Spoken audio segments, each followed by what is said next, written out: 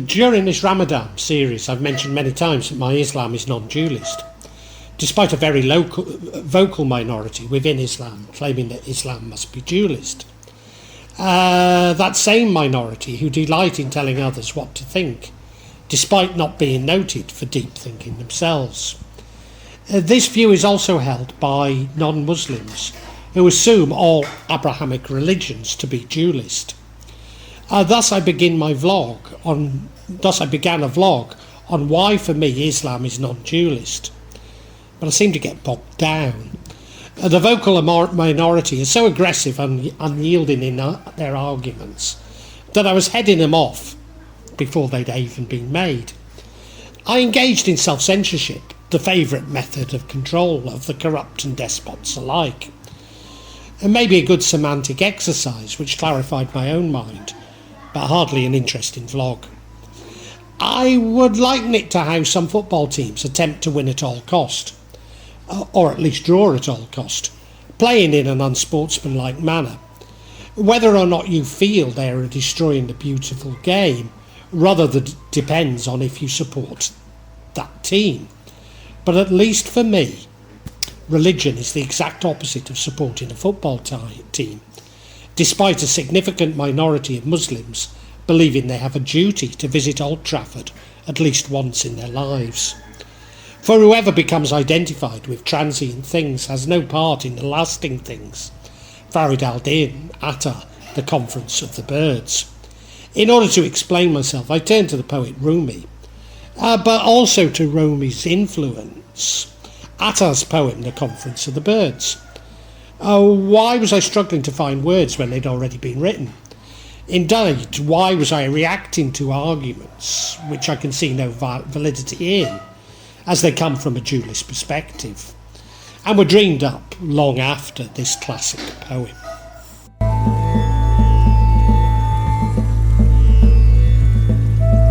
The Conference of the Birds, or Speech of the Birds, is a Persian poem by Sufi poet Farid Attar, also known as Attar of Nishapur. The title was taken directly from Al-Qur'an 27:16, where Sulayman or Solomon and Dāwūd, David, are said to have been taught the language or speech of the birds, manṭiq al-ṭayr. Pray always, never for one moment cease. Pray in despair, for when your goods increase, consume your life with prayer till Solomon bestows his glance and ignorance is gone. When Solomon accepts you, you will know far more than my unique, unequal words can show. Attar's death, as with his life, is subject to a fair amount of speculation. His date of birth is given by different authorities at different times between 1120 and 1157. The earlier dates being more likely. He's said to have been educated at theological school at the shrine of Imam Reza al-Mashhad, a major centre of pilgrimage and the largest town in northeastern Iran. The name Attar suggests either he or his family were engaged in selling aromatic oils, used both for therapeutic and their perfume qualities, so you could see it like an apothecary. There appears to have been some evidence that the family were indeed highly successful merchants in Attar's. It's believed that the people he helped in the pharmacy used to confide their troubles in Attar, and this affected him deeply. Eventually he abandoned his pharmacy store and travelled to Baghdad, Basra, Kufa, Mecca, Medina, Damascus, Qasim, Turkestan and India. Attar is believed to have died a violent death after the massacre which the Mongols inflicted on Nishapur in April 1221, although even his death is the subject of debate ranging from 1193 to 1137. Today his mausoleum is located in Nishapur. It was built by Ali Shir Navari in the late 16th century and later on underwent a total renovation during the rule of Reza Shah in 1940.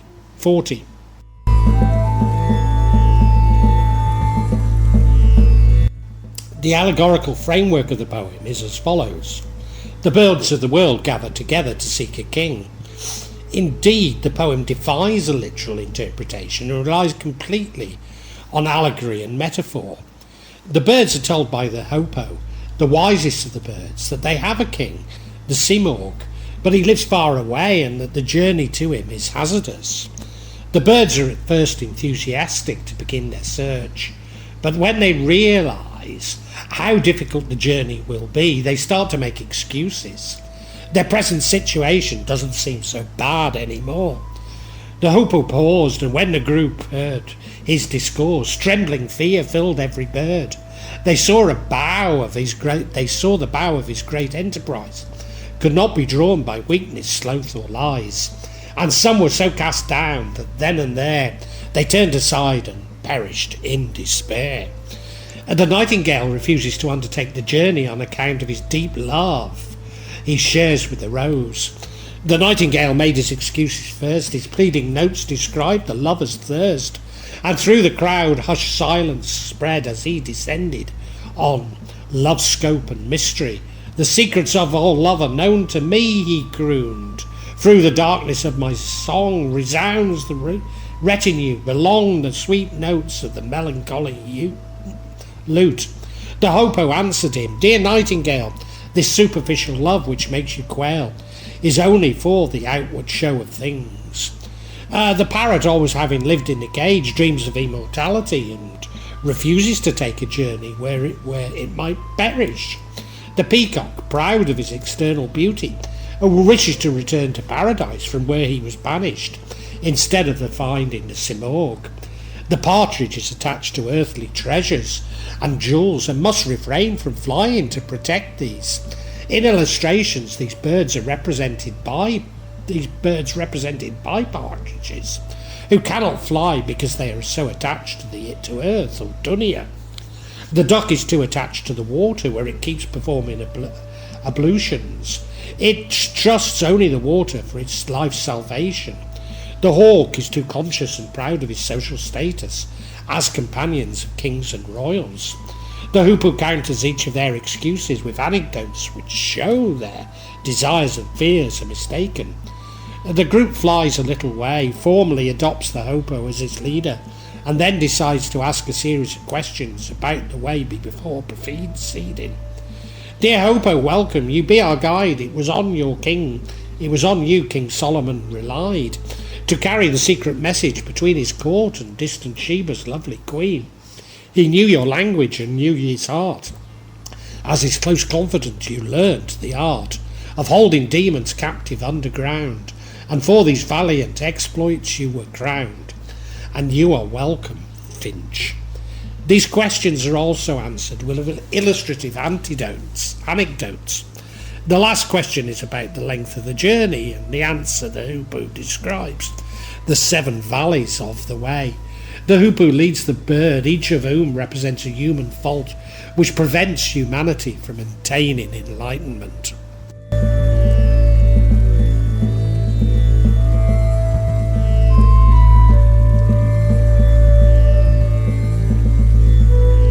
The Hopo tells the birds that they have to cross 7 valleys in order to reach the abode of Simorgh.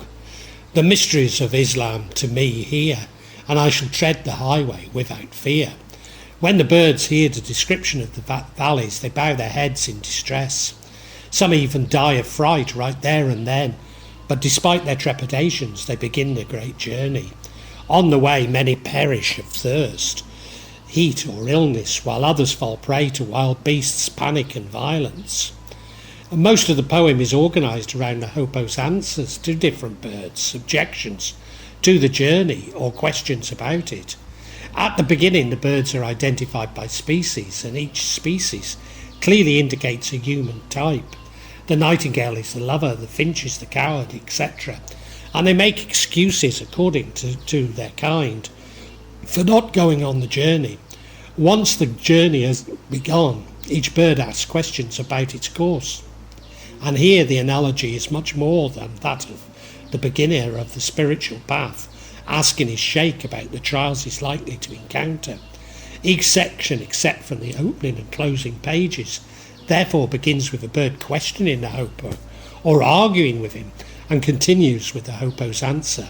Each answer usually contains 2 or 3 stories which illustrate the particular point the hopo is making. A sinner died and his coffin passed. A man who practised every prayer and fast turned ostensibly aside.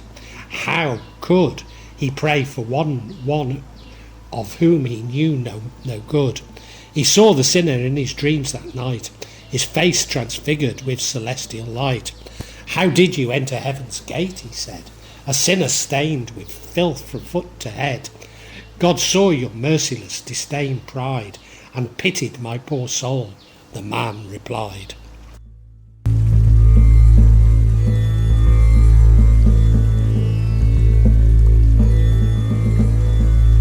Valleys are, firstly, Valley of the Quest, where the wayfarer begins by casting aside all dogma, belief and unbelief. Renounce the world, your power and all you own, and in your heart's blood journey alone. When once your hands are empty, then your heart must purify itself and move apart from everything that is when is done.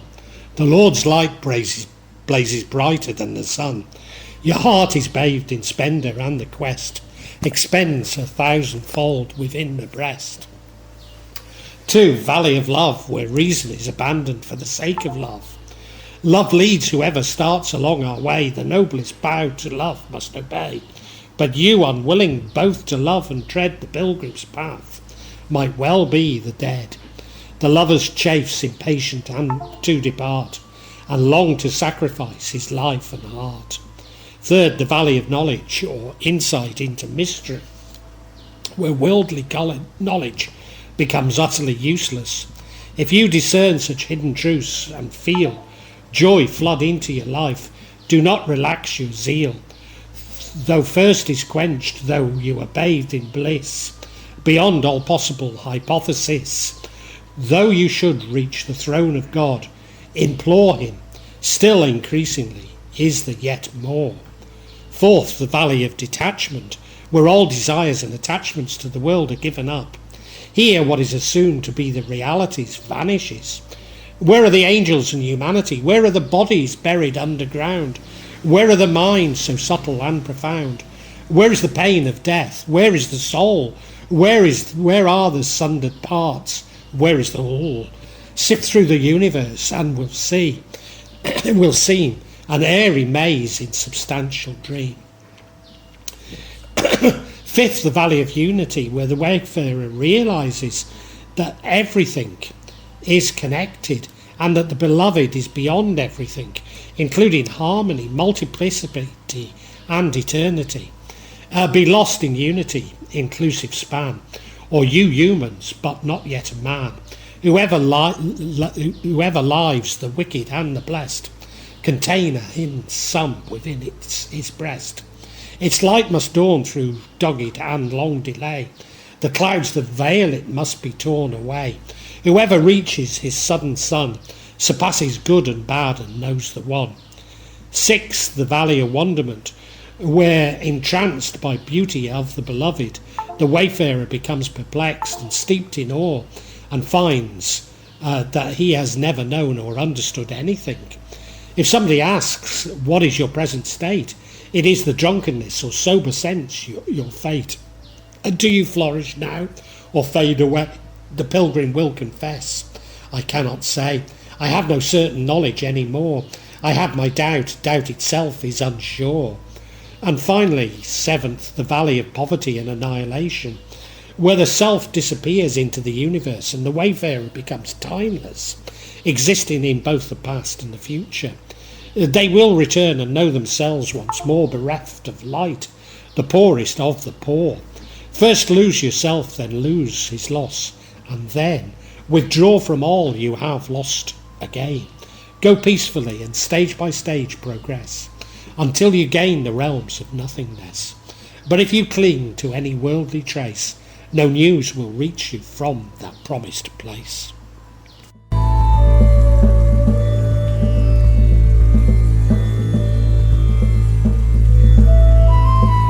Birds arrive at the court of Simorgh. The ocean can be yours. Why should you stop?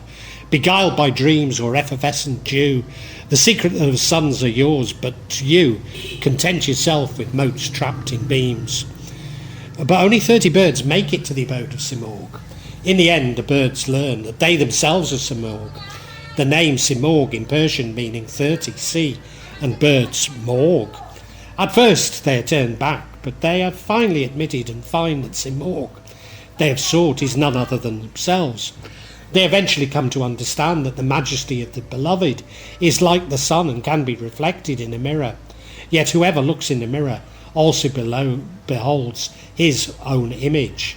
If Simorgh unveils its face to you, you will find that all the birds be 30 or 40 more.